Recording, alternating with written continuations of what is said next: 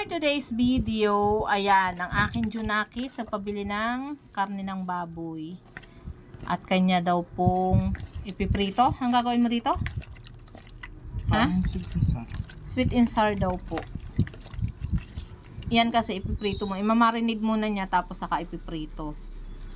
Naglagay na siya ng cornstarch. Tapos may isang itlog. Dalawa. Dalawa palang itlog. Kadami. Ba't dalawa? Dapat isa laang. Ayan. Malinis naman po ang kamay niya. Kaya mag-alala guys. Ito yung madikuloso kong anak. Charot. Ayan. Busy-busy siya sa kanyang menu. Paborito niya yata ito eh. Kasi laging ganito ang luto niya. May asin bechin na rin po yan at paminta. Ay, ano ba? Paminta lang at saka asin? Wala palang bechin. Very good. Mamaya abangan natin yung kanyang niluto.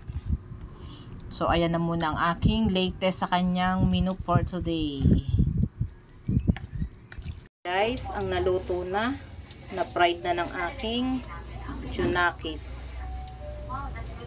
Ayan pa, meron pa. Yummy na yan guys. Pwede nang isawsaw sa ketchup.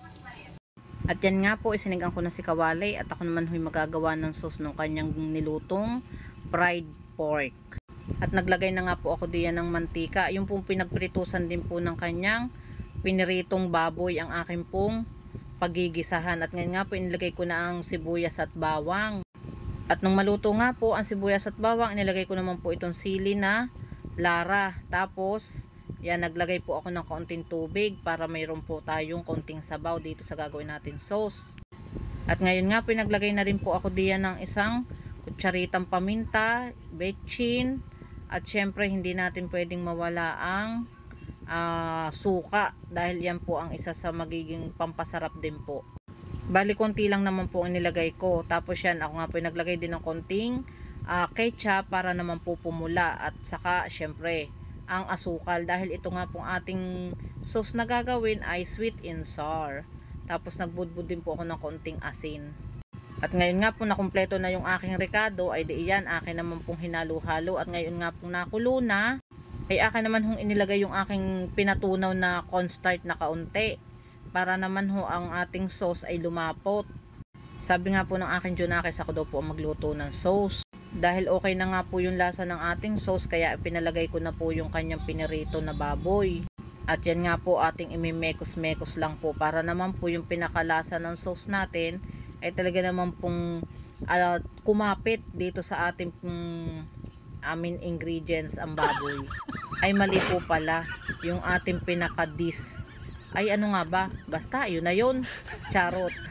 Dahil nga po ako'y dinapuan ng kaartihan ay di iyan ako'y nakabili-bili din itong dahon ng sibuyas at akin nga pong ilalagay para naman po maganda-gandang tingnan ang ating nilulutong itong sweet and sour na pork.